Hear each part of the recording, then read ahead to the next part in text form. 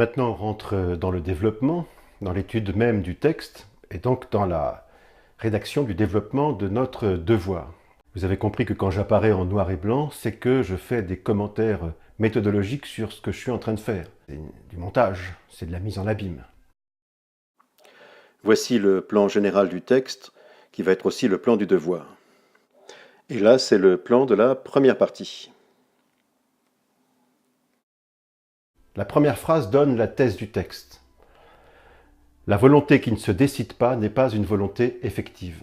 Comment éviter l'écueil majeur de l'explication, qui est avec le contresens la paraphrase? Eh bien, en essayant de définir les concepts importants. Définir les concepts importants, ça ne veut pas dire remplacer un mot par un autre. Ça veut dire proposer l'analyse, même succincte, même rapide, du concept. C'est ce qu'on va voir tout de suite.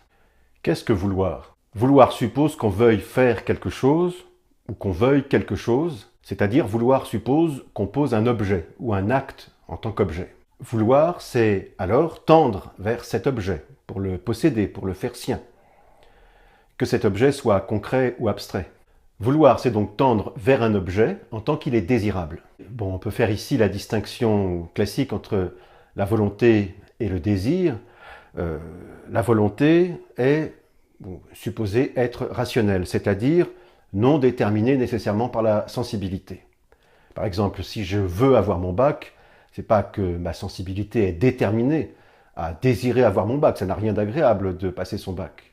Mais c'est ma raison qui détermine le vouloir ici. Qu'est-ce qu'une volonté effective? On voit que je choisis dans cette première phrase très importante du texte de définir d'abord le concept de volonté effective, avant celui de décision, qui se présente pourtant linéairement avant dans le texte. C'est que la volonté effective est ce qui est rendu possible par la décision. Elle en est la finalité. Il est donc logique de la définir avant. Vous voyez que l'explication est certes linéaire, mais elle doit rendre compte de la logique de l'argumentation. Une mauvaise copie, elle suit bêtement les mots, les idées du texte, sans mettre en lumière leur rapport logique, ce qui suppose dans votre dissertation de parfois changer l'ordre du texte pour le rendre clair, pour en manifester l'ordre justement. L'effectivité, pour Hegel, cela veut dire ce qui est réel.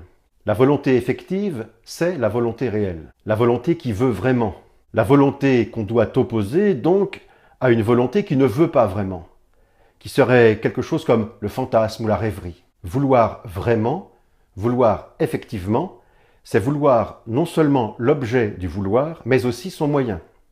Par exemple, je veux avoir mon bac, ou bien je veux faire du théâtre. Cette volonté n'est pas effective, n'est pas réelle, tant que je ne veux pas aussi le moyen d'avoir mon bac. Les travaux qui me permettront de progresser et d'avoir ce bac. Ou bien, si je veux faire du théâtre, le moyen, c'est le fait de m'inscrire à un cours de théâtre, effectivement, et de m'y rendre. La volonté effective est la volonté du moyen, en vue du but. Là encore, c'est une précision qui n'est pas dans le texte, mais dont je me sers pour expliquer l'idée du texte, vous voyez? Qu'est-ce que décider? Décider, c'est donner un objet à son désir. C'est donc vraiment, effectivement, vouloir. On prend une décision à la suite d'une délibération intérieure, où notre raison passe en revue les arguments en présence en faveur de l'une ou l'autre voie.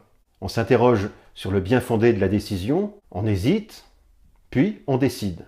Mais justement, si l'on décide, si l'on tranche, si l'on dit « c'est ainsi », ce sera cette voie que j'emprunterai, c'est que les arguments rationnels en eux-mêmes étaient insuffisants, étaient impuissants à faire voir la bonne solution, la solution rationnelle.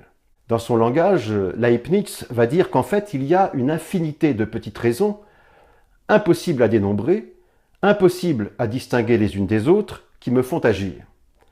Sinon, il n'y aurait pas besoin de trancher. Il y a donc dans la décision quelque chose qui ressemble toujours à ce qu'on pourrait appeler un acte de foi.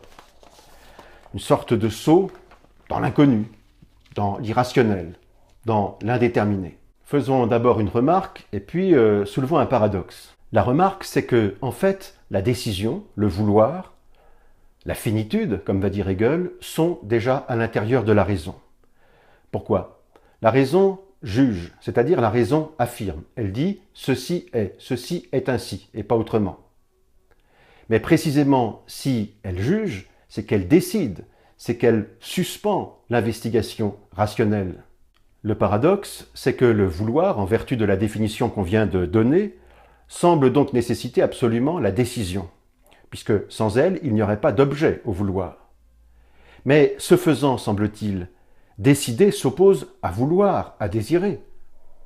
La décision semble mettre fin au vouloir, puisque si on s'est donné un objet, on n'a plus besoin de tendre vers lui. On va voir que ce n'est pas du tout abstrait et que c'est une objection très concrète que bien souvent la volonté se fait à elle-même. Vous voyez comme le concept central, c'est-à-dire celui de décision, vous l'avez compris, a été interrogé. Ici, il comporte en fait deux éléments.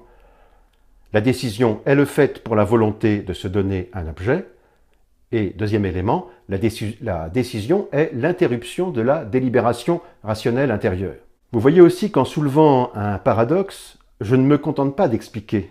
Je rentre vraiment dans un commentaire, en même temps que j'explique le texte. Ce qui d'ailleurs va faire le lien avec le problème que Hegel soulève maintenant, qui nous amène à la deuxième partie.